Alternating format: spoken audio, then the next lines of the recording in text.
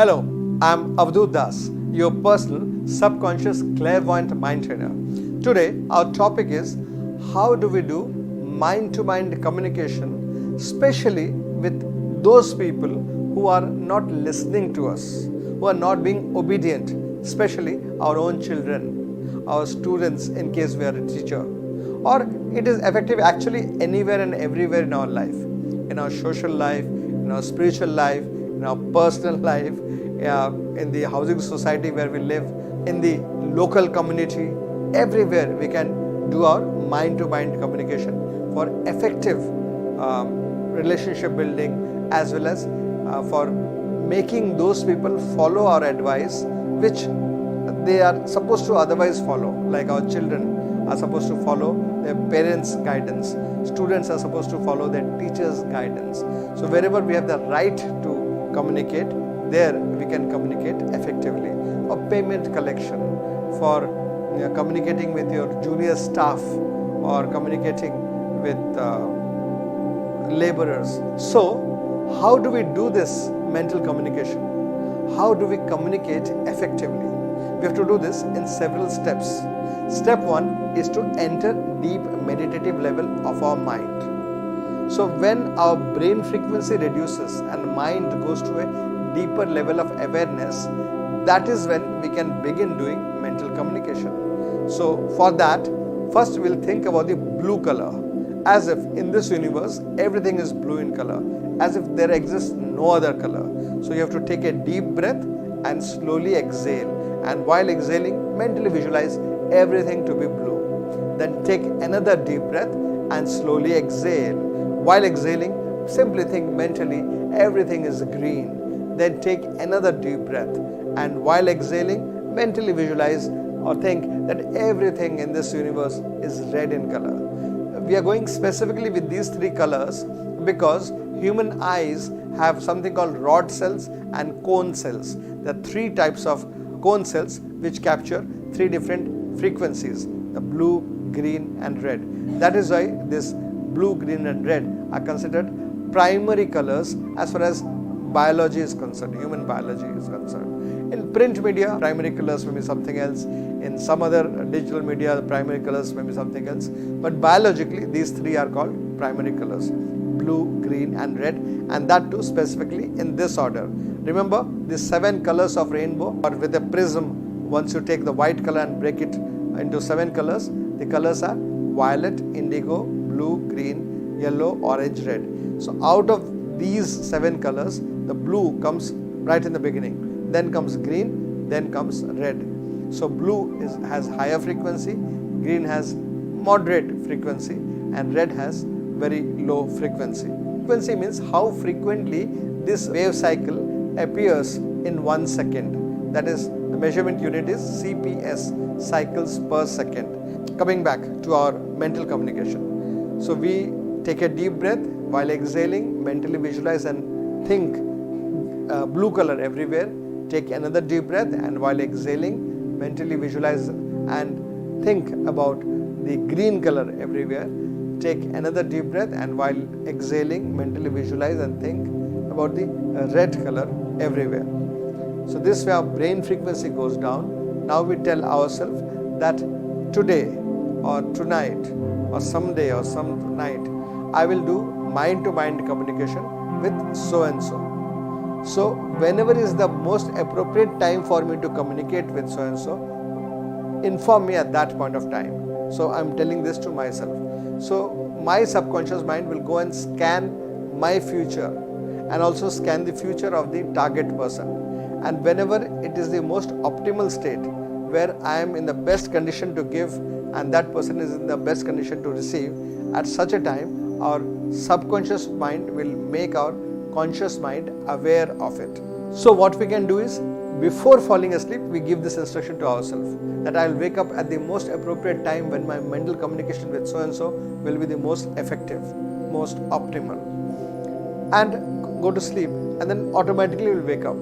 Or else, after giving instruction to ourselves that I want to mentally communicate with so and so and I will be most effective at such a time. See, these things can be done in two ways. One is, either I am going to fall asleep And my dear mind, wake me at the right time so that I can do the effective mental communication, or I'm not going to fall asleep. I'm going to get busy with my day-to-day works, activities, life's activities. And my dear mind, remind me at the right time that, oh, wait, stop whatever you're doing, and then start doing mental communication now with Mr. So-and-so, or with this child, or with that person, so that because at this time they are in the most receptive state and you are in the most optimal state of giving mental communication. So both situations can be there, and we can pre-program ourselves several days ahead also. For example, let us say Mr. Sharma is supposed to give me 5 lakhs rupees. Right now he does not have that money in his hand, but in any one of these coming days he will soon have 5 lakhs rupees in his hand, probably the 4th day from now, which I don't know, or the 2nd day from now he will have that 5 lakhs rupees in his hand. So that is when, if I give him a knock, if I remind him that please make my payment, then he will be motivated from within himself to come and give me the payment. So how do I pre-program several days ahead? Same system. Just tell yourself that I will become aware of the right time to communicate with Mr. Sharma or Mr. So-and-so for that person to receive my communication and act upon it most effectively. Whenever such a appropriate time comes, oh my dear mind, simply make me aware of it. So either several days ahead in time, or in the same day at the most appropriate time, or the most appropriate time during sleep. That means now I am going to sleep, oh my dear mind, wake me up at the most optimal time, the most effective time, when my mind communication with so and so will be the most best, the most appropriate, the most successful. So give instruction to yourself and then fall asleep in case it was a sleep programming, or get to your regular activity, whatever you're doing. At the most appropriate time, you will simply wake up from your sleep, or you will simply become aware, oh, I think I must communicate. How do you know that your mind is not playing games with you, that it is not pulling some trick upon you? How do you know? So when you wake up from the sleep, or in your day-to-day course of life, when you feel like, oh, I think this is the right time for me to communicate. How do you know? You'll, first of all, you will feel fresh and energetic. You will not feel sleepy and drowsy. Second, you will feel very strongly motivated to do that from within yourself. That means this is the right time. But when you feel like doing the communication, or after waking up from the middle of the sleep, if you don't feel like communicating, you think that, nah, I will communicate, but I'm not so motivated. I'm not so much enthused to do this. That means this is not the right time. When you feel inner enthusiasm, inner motivation, and a strong urge to do the communication, that is when it is the most effective. So now how do you communicate? Simply find a good place to sit comfortably, close your eyes, take a deep breath, and while exhaling, mentally think about blue color everywhere. Then take another deep breath, and while exhaling, mentally think about green color everywhere. Then the same thing. Take another deep breath, and while exhaling, mentally think about red color everywhere. That way your brain has reduced its frequency level. Now tell your mind that I will count from 10 to 1. When I reach the count of 1, my mental communication with so and so will be the most effective. Tell this to yourself and start doing reverse counting. 10, 9, 8, 7, 6. So very peacefully, in a rhythmic manner, keep counting down till you reach the count of 1. When you reach the count of 1, tell yourself, my mental communication with so and so will be the most effective now. And then imagine that person is sitting in front of you and talk to that person. Do not reprimand, do not find faults. Speak as if you are speaking to an innocent child, mentally believing that every time and everything that you speak, that you are communicating, that person simply accepts without any mental blockage, without any objections, without any hesitation. Once that is done, your mental communication is actually over. But now we want to motivate that person to accept your mental communication, to accept your suggestions and implement it in their life. So how do we do that?